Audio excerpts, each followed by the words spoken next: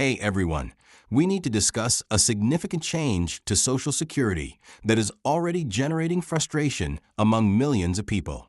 If you or someone you know depends on Social Security benefits, it's important to pay close attention because managing your payments may soon become considerably more complicated. Previously, if you wanted to update your direct deposit information, you could simply call Social Security and complete the update over the phone. However, that option has now been completely eliminated.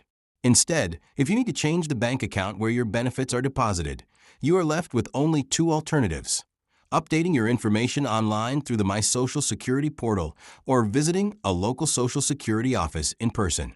Social Security officials have explained that this change is being implemented as a measure to reduce fraud, citing data that suggests around 40% of direct deposit fraud occurs when scammers impersonate beneficiaries over the phone and redirect their payments to fraudulent accounts. By removing the telephone option, they believe it will become more difficult for scammers to steal benefits. Yet this decision comes at a steep cost. Not only does it remove a convenient method for millions of recipients, but it also creates substantial obstacles for vulnerable groups, such as older adults who may not be comfortable with online banking, seniors who lack reliable internet access or do not own a smartphone, individuals with disabilities who find it challenging to visit an office, rural residents who might live hours away from the nearest Social Security office, and caregivers who manage the finances for their loved ones.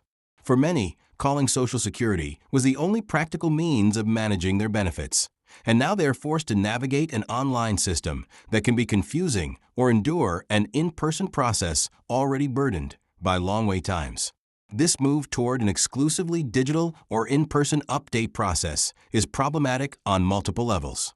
The government seems to assume that everyone has easy access to the internet and the necessary digital literacy to navigate online systems. However, the reality is that millions of seniors do not use the internet on a daily basis, and some do not even own a smartphone or computer. Added security features, such as multi-step verifications, while designed to protect users, can be daunting and complicated for older individuals who are less familiar with technology. Forcing a transition to a fully digital process without offering adequate education or alternative solutions only serves to create additional barriers rather than resolving the issues at hand. Furthermore, Social Security offices are already overwhelmed with long lines and slow service. And with thousands more people now compelled to visit in person, the system is likely to experience even longer wait times, potentially stretching into hours for basic assistance. In rural areas, where accessibility is already a challenge, these offices might not be easily reachable, and individuals with mobility issues or disabilities could struggle to attend in person, effectively transforming what was once a simple phone call into an entire day's ordeal.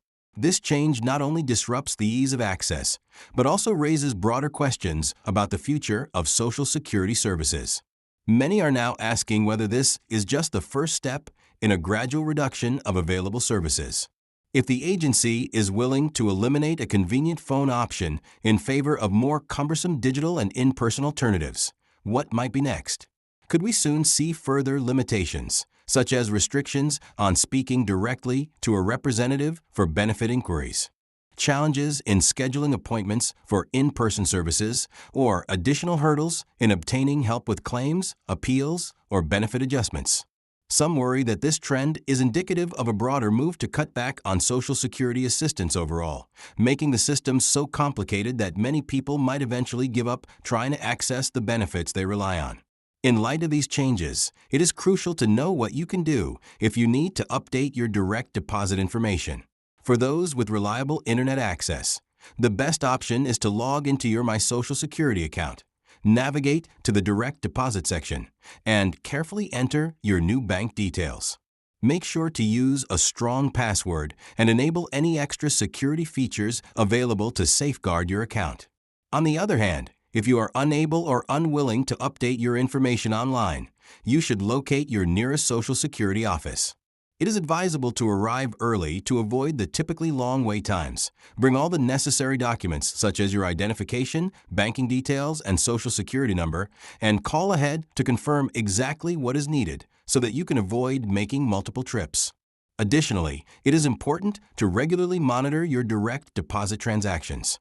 If you notice any discrepancies or signs of fraudulent activity, contact your bank immediately to protect your funds and prevent further fraud. This change also highlights the broader issue of the digital divide and the challenges faced by those who are not fully integrated into the digital world. Many seniors and vulnerable populations rely on traditional methods of communication and service delivery, and the sudden shift to online-only options without sufficient transitional support may widen the gap in access to essential services.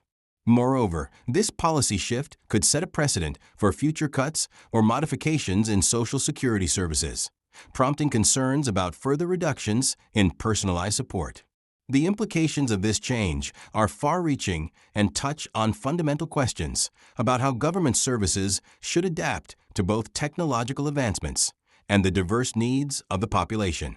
While fraud prevention is undeniably important and protecting beneficiaries from scams is a commendable goal, it is equally critical to ensure that the measures taken do not inadvertently harm those who are most in need of assistance. The current situation demands that policymakers consider not only the security benefits, but also the accessibility challenges that such changes impose. Will you think about this decision? Do you believe that Social Security is overcomplicating the process of accessing benefits, or do you support these measures as a necessary step toward preventing fraud? It is important for the public to share their opinions and for policymakers to listen carefully to the concerns of beneficiaries. In the meantime, if you find yourself affected by these changes, make sure to take proactive steps to update your information and protect your benefits. We encourage you to leave your thoughts in the comments below and to share this information with anyone who might be impacted by these changes. Thank you for taking the time to read this detailed explanation and analysis of the new Social Security update process. We hope this discussion helps you navigate the changes more effectively, and we look forward to exploring further updates and potential solutions in future communications.